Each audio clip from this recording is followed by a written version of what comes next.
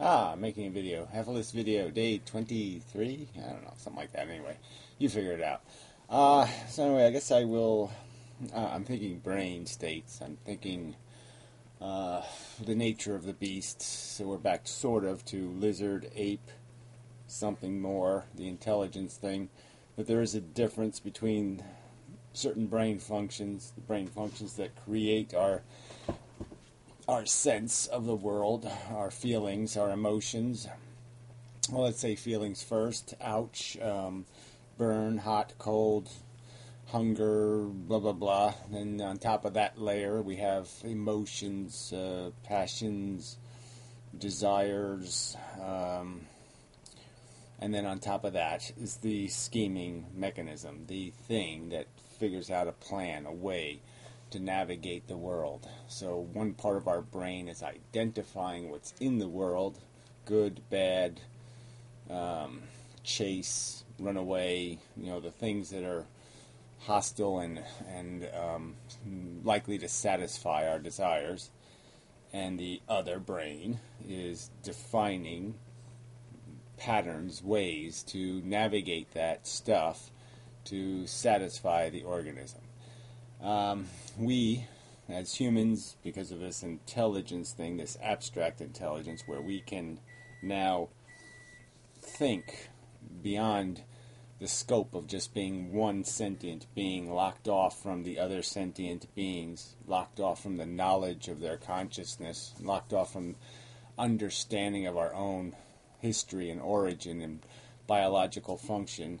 Now we have that knowledge. That knowledge puts us on a bigger game board, a bigger picture that we now exist in. It enlarges the universe we exist in. It adds incredible detail to our understanding of the context of existence, the context of something else's existence. It creates whole new opportunities for storytelling and narratives and understanding things like walking in someone else's shoes and imagining what it would be like. Imagining. It's a very powerful force that we have, a very powerful faculty to imagine, to have enough knowledge stored in our understanding to be able to mimic in our imagination the experience of the reality. And we can do this in very, superficial ways as entertainment in terms of just daydreaming or fantasizing. And we can do this in very practically useful ways by imagining molecules combining and doing science and doing other things that require modeling and understanding and connecting and all of that. Mechanics. Understanding the mechanics so we can duplicate them in our imagination and we can run reality in our brain pretty accurately. I mean, modeling is a huge word. I don't know whether I should title this modeling. So it's not really going to be about modeling, but maybe it is. Maybe it could be. But yeah, that's the best part of our intelligence. Does this abstract thinking, has this capacity to step beyond the carrot-stick organism, the like-dislike, the want, attractive, repulsive. That's how part of our system is reacting to the world. It's saying that's attractive, that's repulsive. Now we have this ability to imagine more. We find elements in that even in our imagination, repulsive and attractive. And our brain schemes. So another good concept word, the scheming mind. It schemes solutions. It attempts to manufacture solutions by running scenarios, variations on the theme, and through that process, come up with solution to the problem of our repulsion or our attraction. We need the satisfaction of the attraction or the satisfaction or resolution of the irritant, the annoyance, the thing that might be tedious or aggravating or irritating to our senses. and the thing that creates a hunger in us and a desire in us and a want in us. But again, these are the forces that compel us as individuals. And we can use our intelligence to step beyond that and understand conceptually what's happening in the whole game. So we can understand that it's a game, that there are pieces, that there are players, that we're all players in the game, that we're all attempting to navigate in some sort of reasoned, schemed manner to gain our satisfaction, and that it is logically intuitive. I don't know if that's a good word.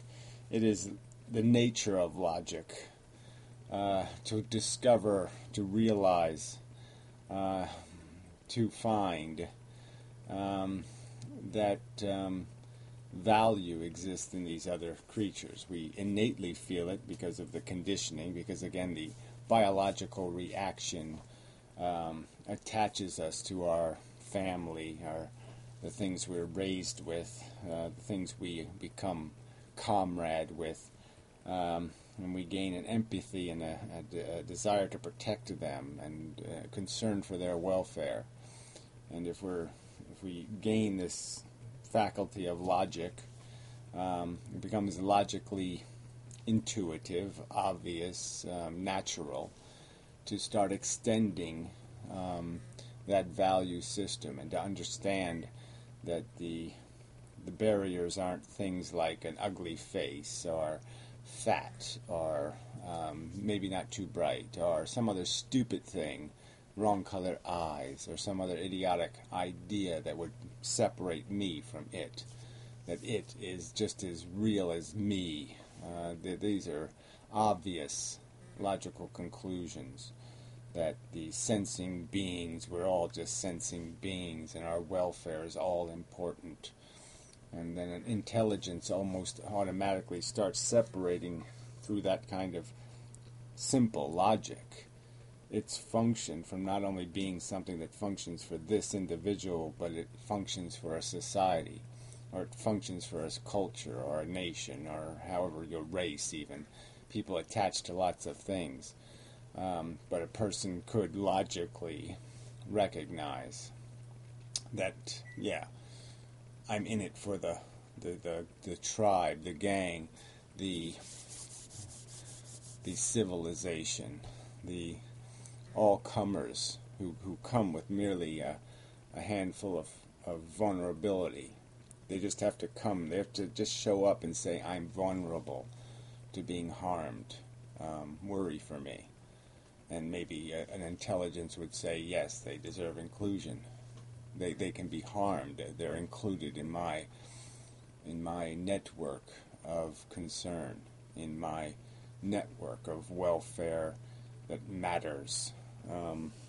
And yeah, that's what becomes this empathetic, caring intelligence. That's what defines intelligence, is in a sense being able to recognize these simple truths of our existence, that we can't steal from each other and win, that we can't harm each other to our benefit, and that it's no more illogical than for you to think it would be a good thing for somebody to harm you for their gain. You can certainly understand how that doesn't make sense, because you experience the harm, you recognize its negative value, you imagine the value of the gain, and you say there's no way their gain could possibly equal the harm they just imposed on me. We can understand these simple math, and you can see the hypocrisy in humans, though, because they seem to be able to see it when they're on the wrong end of that exchange. But when on the beneficial end, all of a sudden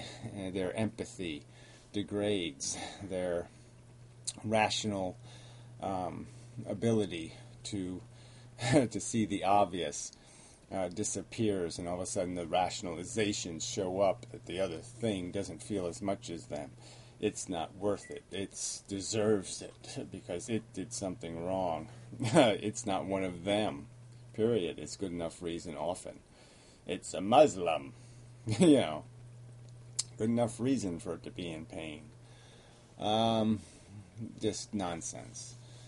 And so anyway, the point I'm really getting to here is that your intelligence, if it's going to do rational things, it's not going to itself personally have an investment. It's not going to react to that's repulsive, that's attractive. It's going to react to things based on that's value rich, that's value deficit.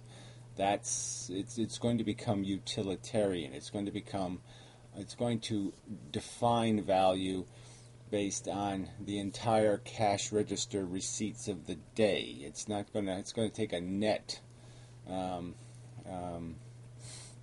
value. It's going to judge the system, not individual players in the system. That wouldn't be rational. It would understand that you don't rationally judge based on one roll of the dice. That you roll all the dice over and over again to decide what dice do. You have to run it to know what it costs, to know what the real price is. So a brain looks at a longer term and a wider field, and so that wider field includes all these other sentience and the whole interaction, and the whole function of the machinery of life, and draws its conclusions, draws its approximations even, but it just starts saying, well, what's happening here? What's in the positive side and what's on the negative? What's being gained and what's being paid? And just make the simple equations based on its own understanding of what pain and suffering is, and its own understanding of what a satisfied desire is, and balancing that equation. And we can certainly all define the extremes. So we all can say, I think quite honestly, that a chocolate cupcake, if it cost one child having cancer, it wouldn't be worth it. That wouldn't be good enough. One cupcake, no. You have to produce more than that to justify the pain. And so it's getting, when you get closer and finer in trying to slice this, that's when it gets difficult. But I think if it is looked at as just a system, and you say, is any of the need generated from anything real? Or is it all just, I like the Yankees, and some other guy says, I like the Mets. The point is they just like. They need to like something. They need to need something. It's going to be anything. It just doesn't matter. And that's the problem here, is that the need is a self-justifying need. It's replication for the sake of replication. It's satisfaction for the sake of a satisfaction that doesn't need to exist. And the only thing that says any of this should continue is a perception in people's heads. There's no rational imperative in the universe. There's no words in the universe screaming out loud or written out there logically that say the human race needs to exist. And we can understand how clear that is because we can understand how obvious it is that we don't think the Martians need to exist, and we don't think the Plutonians need to exist, or the Uraniites, or the Moonikins, or the Merconians. None of these imaginable civilizations do we have any urgent perception that it needs to exist, because it isn't a logical need. The only thing that we need it because we perceive a need, not because the need is something we're recognizing. So there's a huge difference between you show up at a car accident and there's a person in a trapped car that's on fire, they're in pain. You can see the need to resolve their suffering. You can see the need to go attempt a rescue, to do something. But life doesn't do that. Life doesn't save something from harm. Life puts something at jeopardy. It opens the door to harm. It opens the door to risk, vulnerability, horror, trouble. And it doesn't do it for a good reason. Yes, it has some side benefit of this perception of victory as you climb out of your dungeon of deprivation and gain your satisfaction. You have your moments in the sun, and they are glorious, but they are just moments. And they are only glorious because of the hell you were put in first. Anyway, probably enough.